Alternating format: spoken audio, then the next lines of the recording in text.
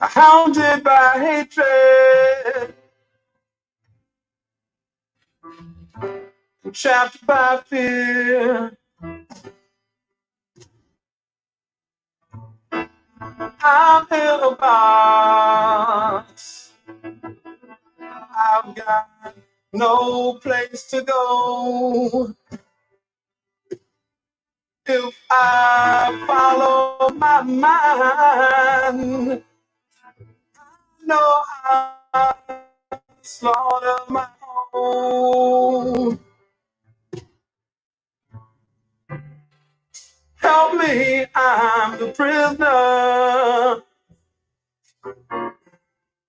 Won't you hear my plea? I need somebody, yeah, to listen to me. Beg you, brothers and sisters, I'm counting on you, yeah.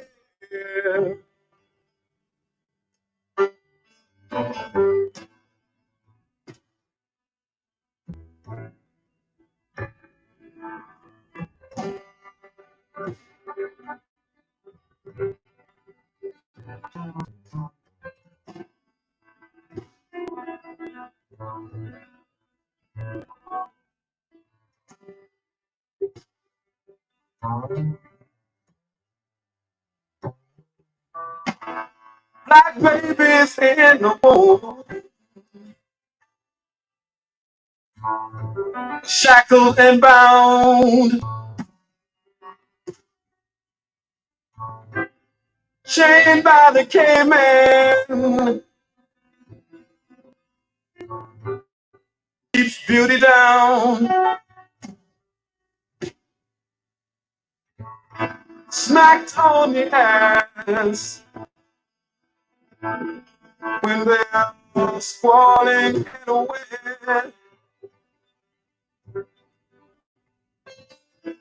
And to a spotless man who never forget,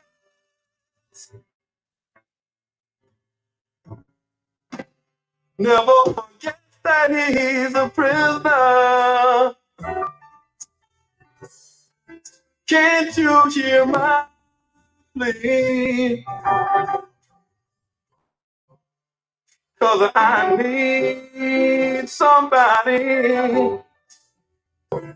Lord knows, to listen to me. Stranger to my son who wonders why his daddy runs. Yeah.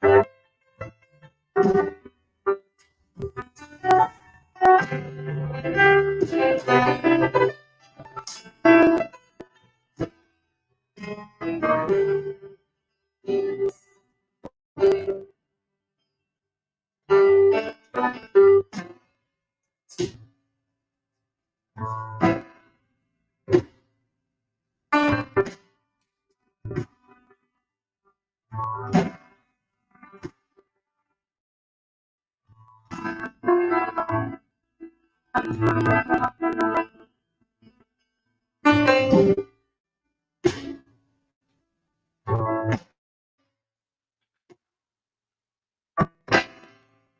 my way to work in the morning when I don't give a damn.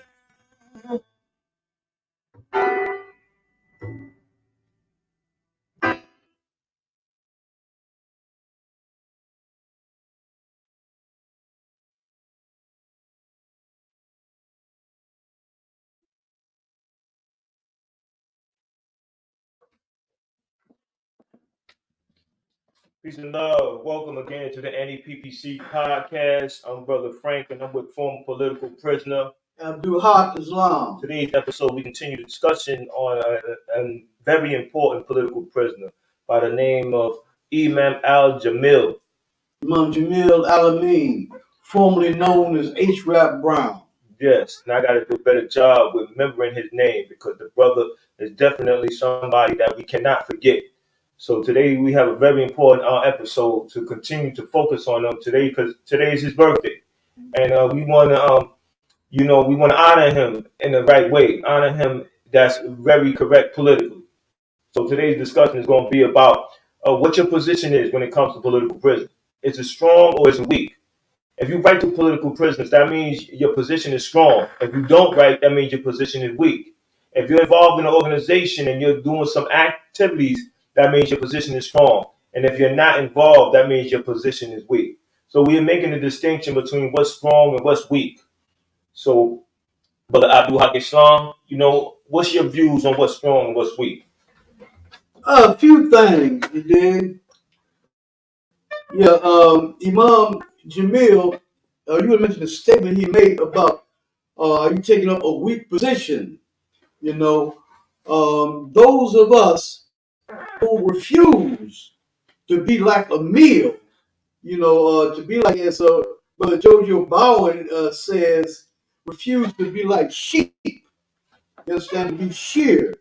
You understand? Those of us who stand up, we are taking a strong position. When you have political prisoners who are doing time for fighting for our lives, to save our lives, who have indeed saved a lot of our lives, and we do nothing to support them. We are discounting the value of our lives and are taking a weak position. So we say that we got to take these strong positions in every endeavor.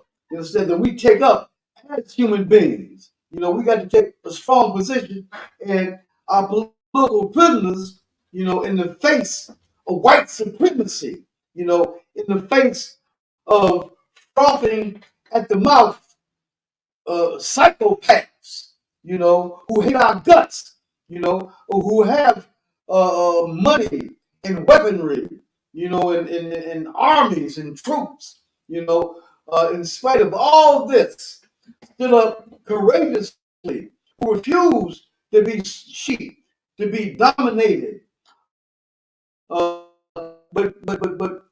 instead determined to live a lion-hearted existence, to be lions. In the book Bounding with Our Brothers, the brother said that white supremacy has placed itself above black people, declared that we are inferior, that we are to be dominated, that we be treated like cattle, but there's a natural rebellion against this, and those of us who want to exhibit the true magnificence of our humanity, in a state of being strong, you understand, of being courageous, of being heroic. We cannot put this down, and that is what our political prisoners was about. So in everything that we do, you understand, we got to exhibit the magnificence of our true humanity, and don't be reduced to fungus and bacteria, little bugs. You understand, as Imam Jamil explained, some of y'all might be familiar, but for the ones who are hearing about this the first time, talking about the levels of the self. The highest level of the self is the Nazi Mutmaina. Nafs means self. The Nazi Mutmaina is the true essence of the human being. The lowest level of the self is the Nazi Alamara. At which level one is enslaved to the lower desires. The lower desires, the biological needs, like for food and sex and things like that. When people are slaves to this is related to all types of destructive behavior, which causes pain and misery, in ourselves and in our society. The level above that is the Nazi Alawama, which is a level of struggle, of fighting. You understand? We experience a great battle, in this regard, during Ramadan when we fight to control our lower desires and we are triumphant in that fight. We're on the level of the Nazi al Mutmaina, the high human self. And this is what Imam Jamil said, that we got to be on that level. Imam Jamil said that we got to have self-control, self-mastery, And when I was camping in Atlanta, at Bilal Sunni Ali's residence, we used to be in Imam Jamil's masjid for Fajr. In Fajr, there was many people in the masjid for Fajr. It was as full as it was the Juma time. We'd be there 4, 5, and 6 o'clock in the morning, And Imam Jamil always emphasized, get up off that bed, get up out that coffin, you understand, and come and make that morning prayer, So in everything that we do, we got to exhibit the strongest level, the most magnificent level of our humanity, and to shun and look down on, you understand, and purge weakness from our being. We can look at the life expectancy of black people. The life expectancy of a black man is 20 years less than the life expectancy of a white man. You understand? When we look at realities like that, you understand, that shocks us out of a world of make-believe. That shocks us into some action, into doing something. About it. If we love ourselves, we will want to have a full and a longer life expectancy. Absolutely, and not to cut you off, brother. I just have to insert that the fact that you're saying what you're saying because these are strong positions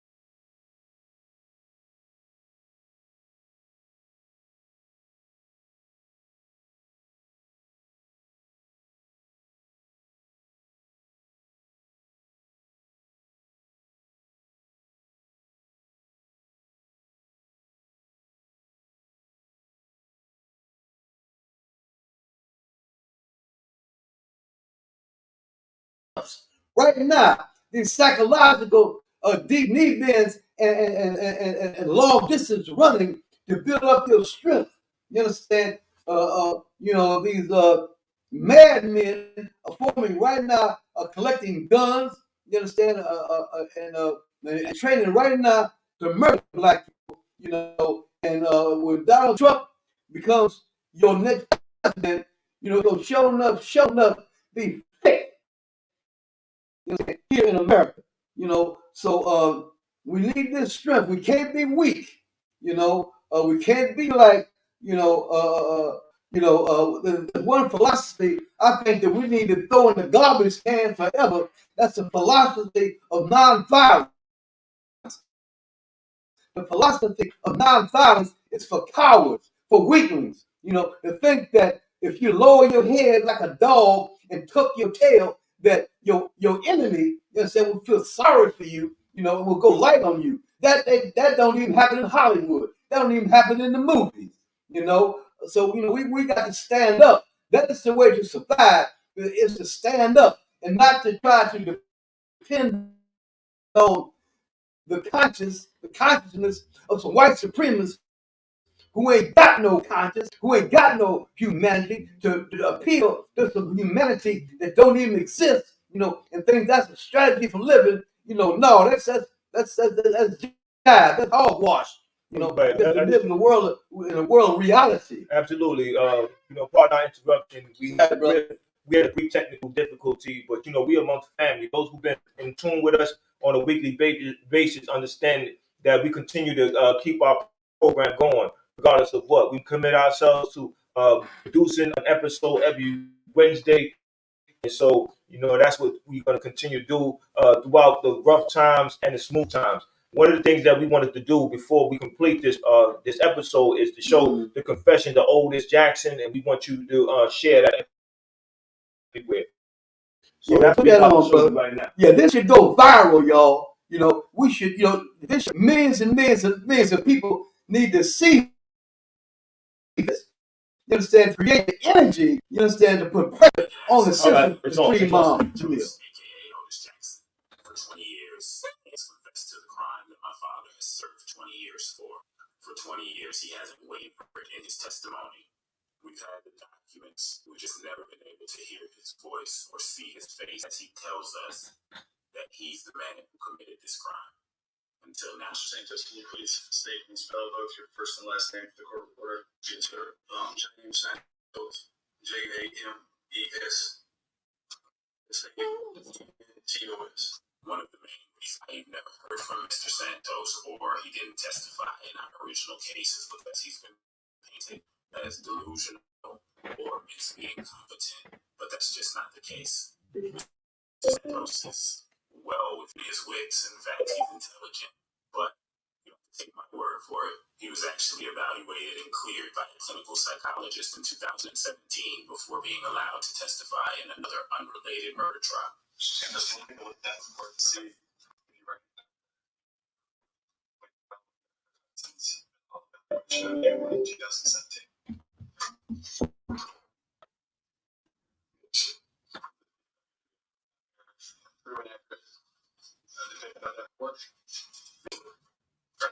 Moves. Of course, moved it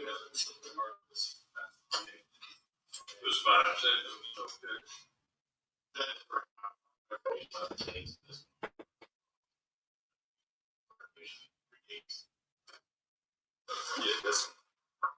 So for clarification, Mr. Santos, it looks like the evaluation was done on July 31st, and date of the report is August 1st, 2017. Is that right? Yes.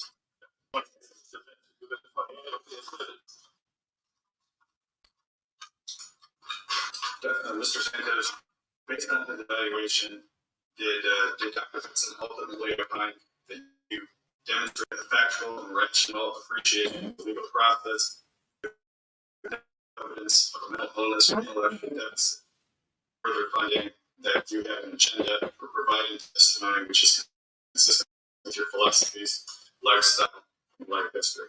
Is that correct? Yes, sir. Crazy what you can find out when you ask an expert. What's also interesting is that though the description given by the victims was not accurate in describing Imam Jamil Al-Amin. It did describe someone else. The primary descriptors being 5'8", 5'9", cold gray eyes. Now, I don't know if Mr. Santos has cold gray eyes, but I wonder how tall he is. Color, 5'8". Another element of the description given was that the shooter was wounded.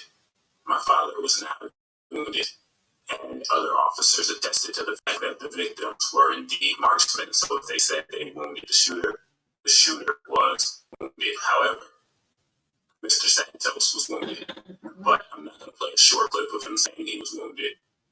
From this point forward, I'll just his entire testimony about that night, followed by a reading of the written confession he's provided in the past. From October 13th, 1997 until December 22nd of 2000, correct? Yes, sir. All right. Yes, sir. October 13th, 1997 to December 22nd of 2000. All right. Isn't it true that during the incarceration you contacted Federal Bureau of Investigation and told them that you had committed a murder and involved in the shooting of a cop in March of 2000 in Atlanta, Georgia? Yes. You did? Yes. All right.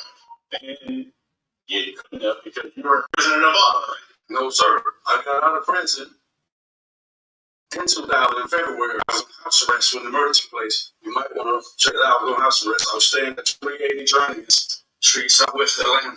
You just said that you were incarcerated in Las Vegas in 1997 through December of 2000. I went to prison after that shooting. I was violated and sent back to prison after the police shooting.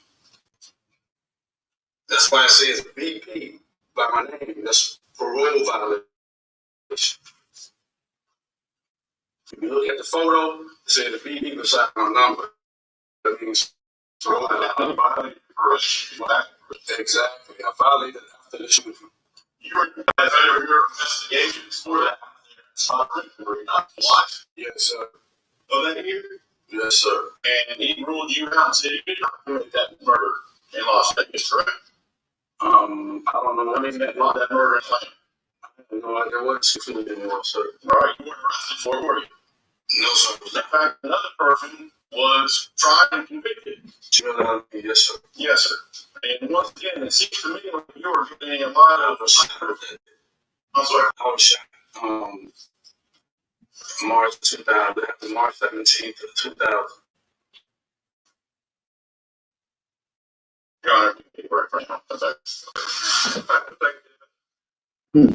After that, I probably need a break too, because that was information that was never supposed to make it into the record.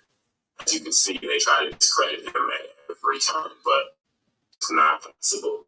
He was there. He was out of prison. He was living in Atlanta. And most importantly, he was wounded in the commission of this crime. So now we have a man who has confessed to the crime, who fits the description of the crime, who was in the area during the commission of the crime, who was shot during the commission of the crime. What more do we need, at least, to look at the case again? He didn't testify in the first case. If you think he's crazy, put him on the stand. Prove it. But this is the man who committed the murder that my father served 20 years for. This is the man who was also willing and able to take responsibility for that still to this day. So if nothing else, we deserve a new trial just based on this. But as you've seen, we have plenty of reasons for it. So if you were on the fence, please sign the petition. Please share the petition. We have to let the conviction integrity of the Fulton County District Attorney's Office and Mr. Paul Howard know that we're paying attention and we demand fairness and justice in this matter.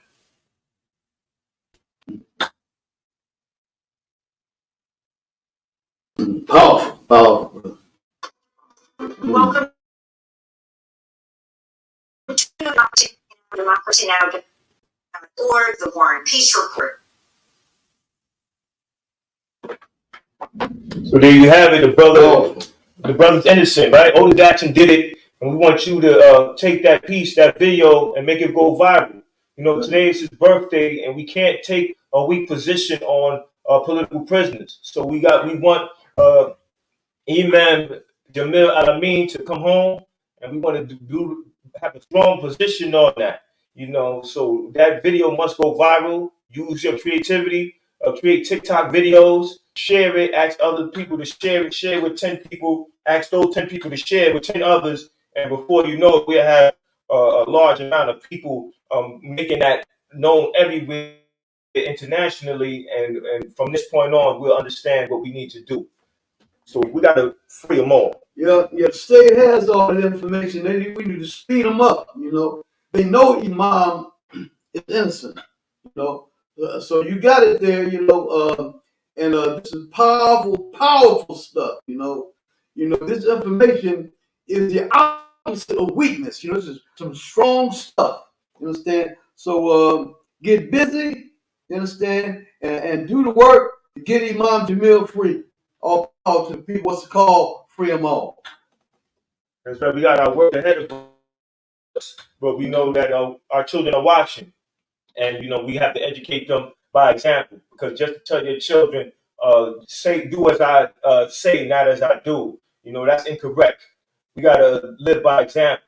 But the brother Imam Jamil Al-Amin, he took a position on what he was going to do, a strong position on what he was going to do regarding his people, regarding organizing his people. He was part of SNCC, and you see his son now. His son's a lawyer, and his son was speaking, and his son's very serious about bringing his father home. Right. And you know he got that from his father. If you feel strong about something, you got to take some action. You got to do something. That's why at the Northeast Political Prisoner Coalition, that's why we out here putting our podcast episode once a week.